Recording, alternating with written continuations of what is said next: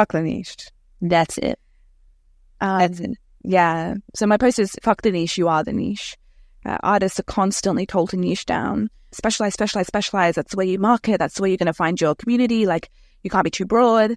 And I felt like most artists I know are multidisciplinary. Like, we don't just have one thing to give. I'm a podcaster. I'm a speaker. I write fiction. I write historical fiction. I write sci-fi. There's so many facets of me. I'm a fucking human being. And I don't want to niche down. And so this invitation is to retell that story. We're seeing a lot of like research and new conversations around the fact that niching and specializing actually isn't what's best, even if we're looking about obtaining mastery. Yeah. There's a really cool book called Range by David Epstein.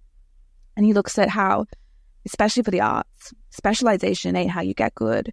Go, play, enjoy other things. We get good by being in a multitude of different fields. That's how we get good. Art's too multifaceted and complex for specialization to really work. So even if we're looking at obtaining mastery, fuck niching down. Go enjoy your life, dabble, play. It makes us a better artist. I always like, I'm becoming a better writer right now as I do this podcast with you. I'm becoming a better writer as I, shop and buy my gluten-free pasta. Being an artist means experiencing life wholly. And so when we niche, I think we lose a lot of that magic and we lose a lot of what we can give. I also think, talking in very strategic and practical terms, because of the day that we live in, because we have this ability to have social media and to access people without permission, people can fall in love with the artist, not necessarily the art. This is just a very strategic way of marketing wise, like make people obsessed with you rather than your fine line art prints. If you do fine line art prints and then you release a song, they don't care because they just want what Heather makes. Whatever it is you do, they want a piece of it. And so we have a lot more wiggle room, I think, to make you be the niche. They're just obsessed with whatever the fuck you are doing. And they want a piece of that rather than only knowing you for X, Y, and Z.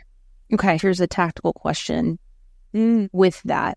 So if I think about, earlier we talked about the artist who people aren't buying her work, and you said where people haven't found you yet. So tactically, when I think about somebody finding me, I'm going to have certain keywords like line artist or this or that. And so if we're having our audience fall in love with us, how do they find us?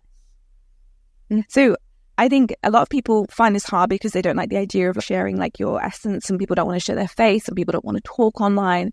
But for me, I think like giving that a little bit more of that personality. So when they see your fine art, they also see a little bit of you, or you commentated over it. And yeah, they're interested in your fine art, but they're also like, maybe you get them in with your fine art. But they've also, she's got a quirky way of speaking, or I really like the way she does her hair, or I love country accent.